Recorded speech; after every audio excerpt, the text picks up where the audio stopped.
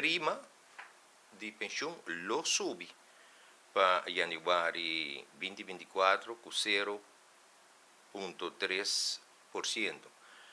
Essa aqui unifica também gasto extra para governo de Aruba, país Aruba, e para esse não custa werkgevers não tem trabalhador não custa cai body APFA e essa aqui não se espera que não vai ter consequência para a classe trabalhador, mas somente para werkgevers não. Pero de carta que nós manda para a senhora Pampin, nós quer pedir aclaração arriba a situação aqui, mirando o hecho que não pode ser conforme o estatuto, não conforme o regulamento, não tem arriba mesa, não pode ser.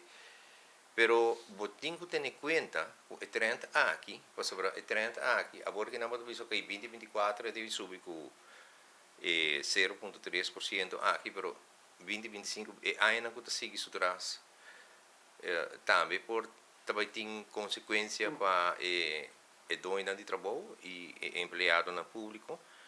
Então, esse aqui está motivo de preocupação. E me que a maioria de sindicatos não agora que está na altura de isso aqui também. E está pergunta válida para fazer também no governo de Aruba quanto vai atender que assunto aqui. E a parte disso aqui também, depois que nós reunimos com a APA mandou invitação para nós para fazer uma apresentação.